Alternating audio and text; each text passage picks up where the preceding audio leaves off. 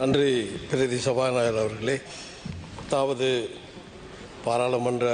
பாராளுமன்றத்திலே என்ன வெள்ளை வைத்த மக்களுக்கு நன்றி சொல்லுகின்ற அதே நேரத்திலே என்னை நெறிப்படுத்தி என்னை வழிநடத்தி என்னை இப்பொழுதும் ஆளுமை கொண்டிருக்கின்ற எனது வணக்கத்துக்குரிய ராஜபுய ஜோசப் ஆண்டகை அவர்களை மனதிலே கொண்டு இந்த தேர்தலிலே தொடர்ச்சியாக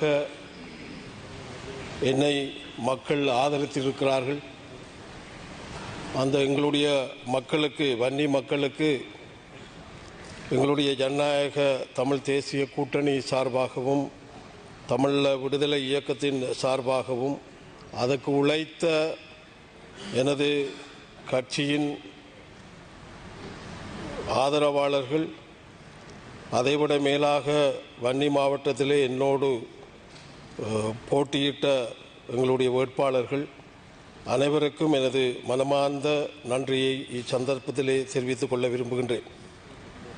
ஜனாதிபதி அவர்கள் ஆற்றிய உரை சம்பந்தமாக என்னை 3 விடயங்கள் கவர்ந்தன. ஒன்று, விவசாயிகளுடைய பிரச்சனை சம்பந்தமாக அவர் நன்கு உணர்ந்திருக்கிறார் என்பதை நான் அறிந்து கொண்டேன். ஏனென்றால் எங்களுடைய விவசாய பெருமக்கள் தங்களுடைய உடைமைகளை அடைமானம் வைத்துத்தான் விவசாயத்தை மேற்கொள்வார்கள். எல்லாரும் வறுமை கோட்டுக்கு கீழே தான் இன்றைக்கு இருந்து கொண்டிருக்கிறார்கள். அந்த வகையிலே ஜனாதிபதி அவர்கள் தனது உரையிலே விவசாயிகள் சம்பந்தமாக ஒரு சரியான கணப்பீட்டை கொண்டிருக்கிறார் என்பதை நான் இங்கு குறிப்பிட விரும்புகின்றேன். ஆனால்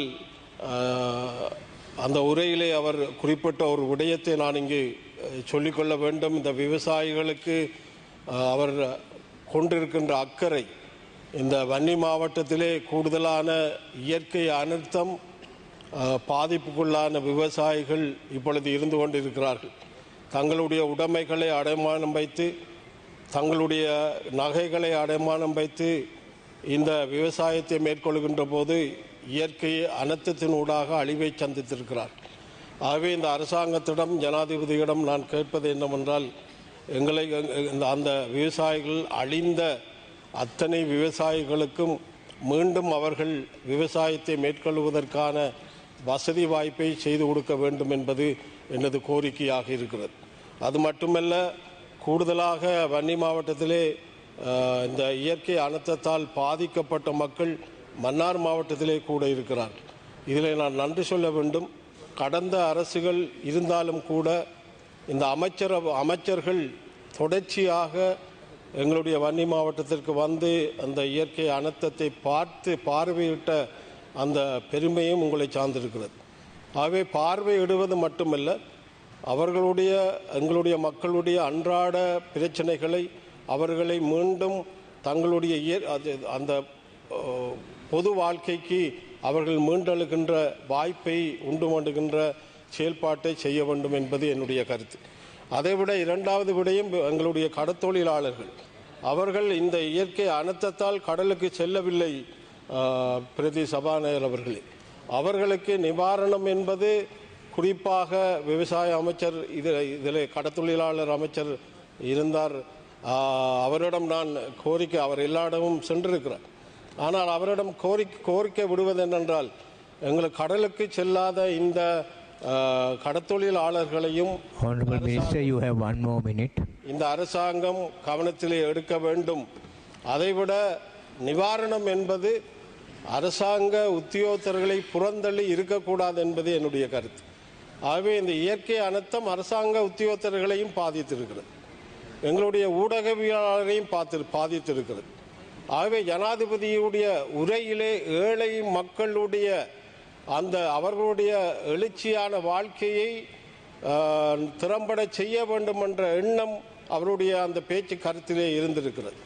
ஆகவே புதிய அரசாங்கம் ஏழை மக்களுடைய வாக்குகளால் ஏழை மக்களை நன்கு உணர்ந்த அரசாங்கம், எங்களுடைய வடக்கு கிழக்கிலே போரால் பாதிக்கப்பட்ட எங்களுடைய வடக்கு கிழக்கிலே எங்களுடைய மக்கள் இந்த இயற்கை அனர்த்தத்தால் பாதிக்கப்பட்ட இனப்பிரச்சனை சார்ந்த விடயங்களிலே நீங்களும் ஒரு போராட்ட இயக்கமாக இருந்து மாறி வந்த அந்த சந்தர்ப்பம் இப்பொழுது நாங்கள் நினைவு கூறுகின்றோம். ஆகவே அந்த போராட்ட இயக்கம் ஒரு இனத்திற்கு எதிராக, ஒரு அரசுக்கு எதிராக இழைக்கப்படுகின்ற, ஒரு இனத்துக்கு எதிராக இழைக்கப்படுகின்ற வகையிலே தான் போராட்டங்கள் முளைப்பது சகஜம். ஆகவே இந்த விடயத்தில் உங்களுடைய கவனத்தை நீங்கள் மேற்கொள்ள வேண்டும்.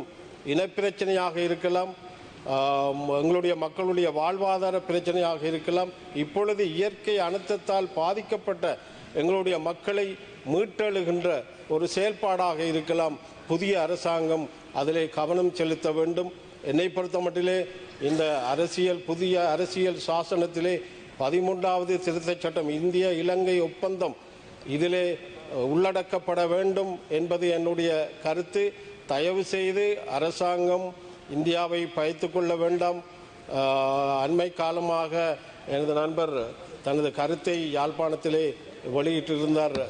கயந்தகுமார் பொன்னம்பலம் அவர்கள், இந்த சைனாவினுடைய தூதுவர் தன்னுடைய அரசியல் சார்ந்த வசனங்களை பேசியிருக்கிறார்.